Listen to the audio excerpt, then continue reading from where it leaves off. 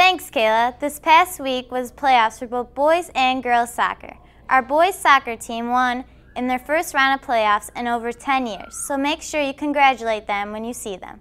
On the other hand, girls soccer had a rough season, not making it through the first round of playoffs. But here's a highlight video showing off their year.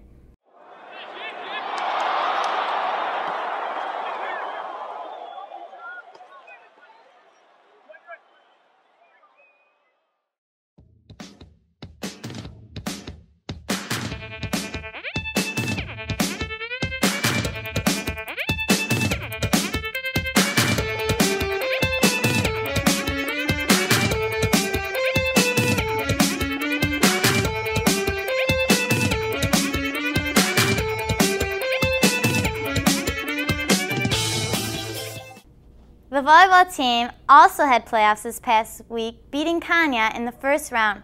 Good job, girls. And tonight, our football team takes on Wycliffe at Wycliffe. In order to get pumped up for tonight's game, let's look at the magic that Friday night high school football brings.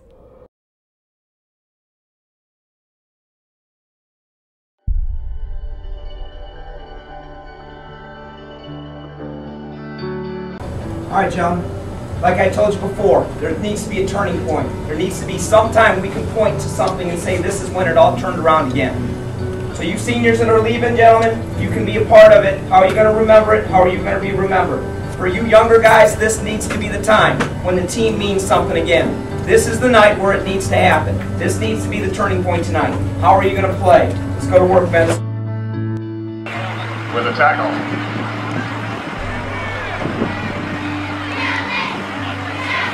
We are going to take it to these guys, and we will enter the field, and we will go to our band, and we are going to have the biggest celebration on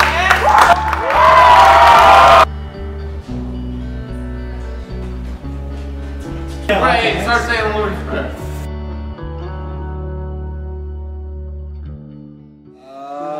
It's a pretty thrilling feeling to know that you kind of start the game off where you're starting off the halftime, and now you got to put the ball down the field and make a big play.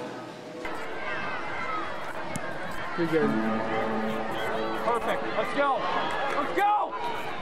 Friday nights are one of the best feelings in the world. Just get your blood pumping and just jacked up.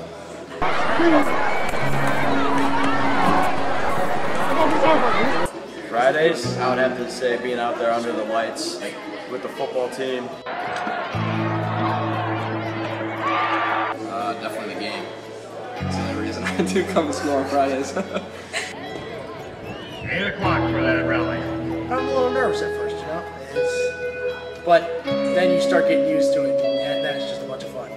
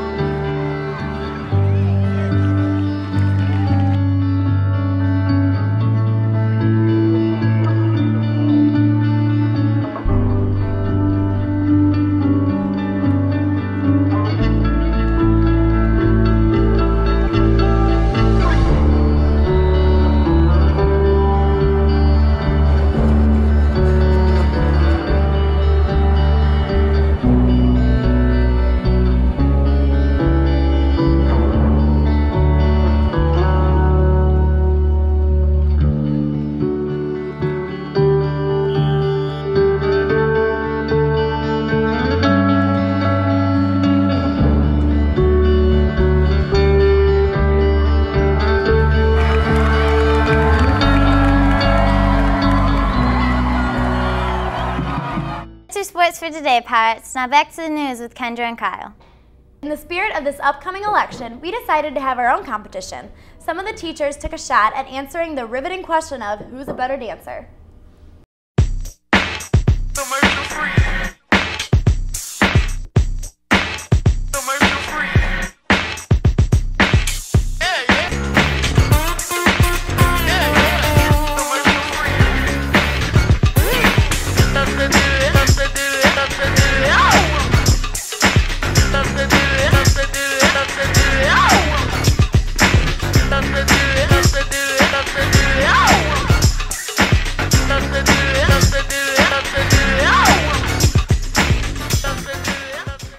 Speaking of Mr. Bezz again, many of you know his thoughts on dogs having feelings. Well, we decided to prove him wrong with the following video.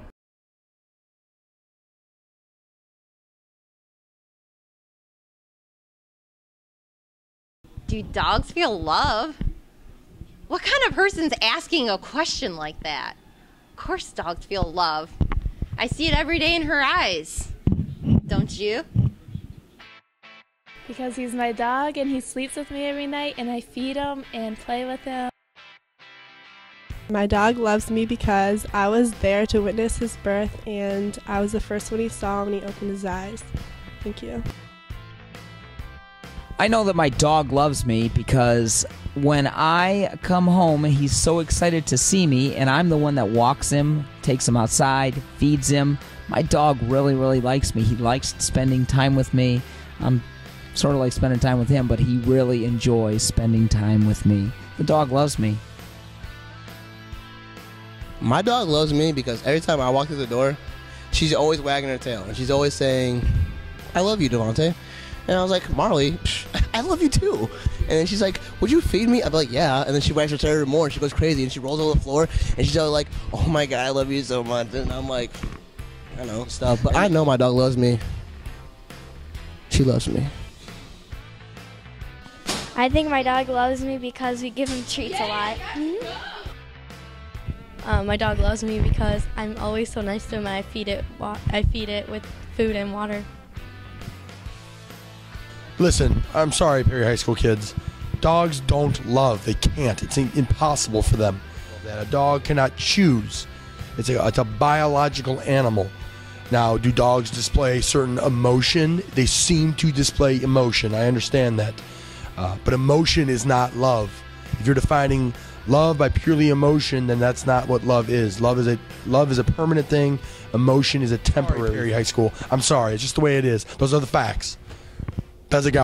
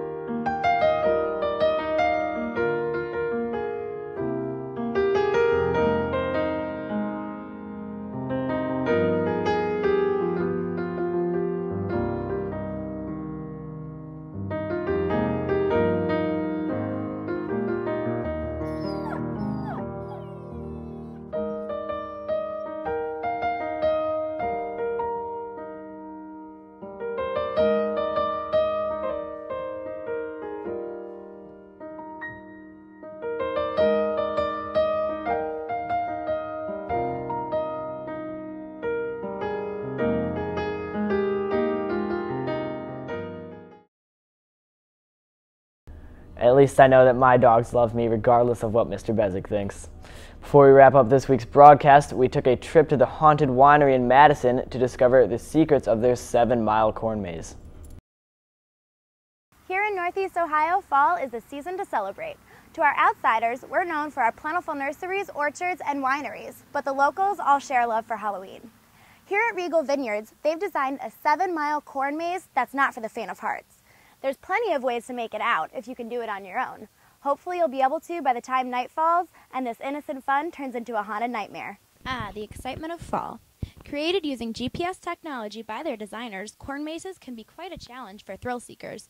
The creators of the Regal Vineyards Corn Maze have given visitors several options to solve their puzzle and find a way out.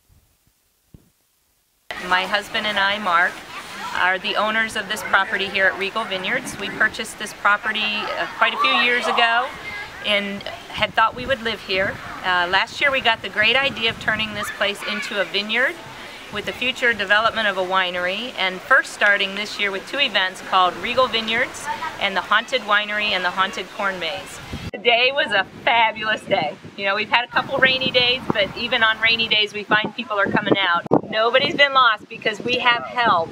We have 3 safety helps for you so you won't get lost. If you find yourself stuck without a solution for finding your way out, there are a few ways to help you solve the secret of the maze. They include waving a red bandana to attract helpers, using the map to navigate along with the emergency phone number, and using the corn checks located around the maze. And if all else fails, just cut through the corn.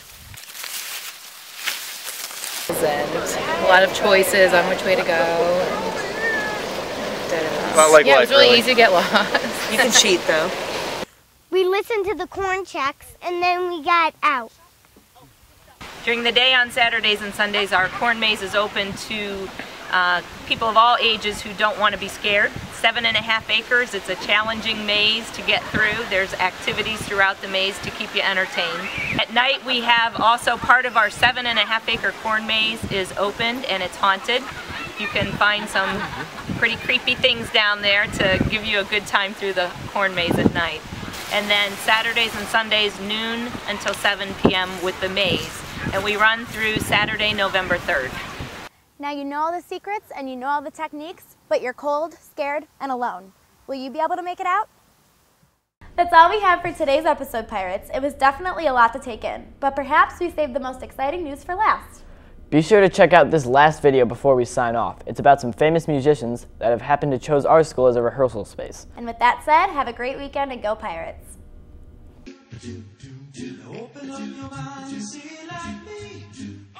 Boy, Straight No Chaser is a group of 10 a cappella singers, 10 guys, that were students at Indiana University back in 1996 and got together and formed a singing group called themselves Straight No Chaser.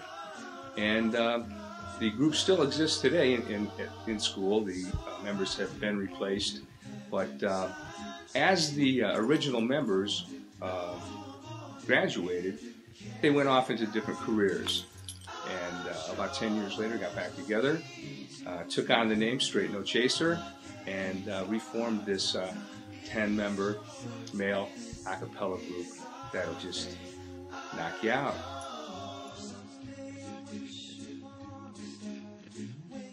When we got a call a couple months ago, their tour manager was looking for a place to rehearse somewhere between Nashville, where they used to rehearse, or where they're traditionally their rehearsals are, between Nashville and Burlington, Vermont, where their national tour starts every year.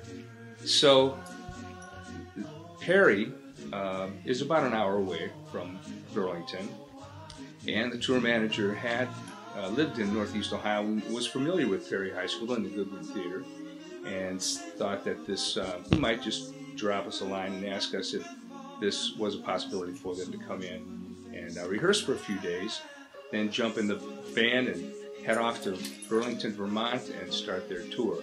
And we were real excited.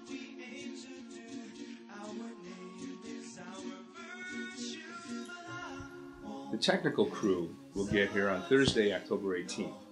And Thursday and Friday, 18 and 19, they're going to be setting up their own lights, their own sound system. So they're going to be pretty much self-contained. So they'll use the space, they'll use some of our lighting, but they've got everything in their trucks, a big crystal ball that hangs, and all of their risers that they use. They'll be set up by Saturday when they'll start rehearsing. Saturday and Sunday, they'll rehearse all day Monday, and Tuesday afternoon, they've invited the vocal students, choir students, to come in for a master's class. So they're going to be doing a hands-on, one-on-one event with our students. And they'll learn everything about a cappella singing and staging a performance. And it's really going to be exciting.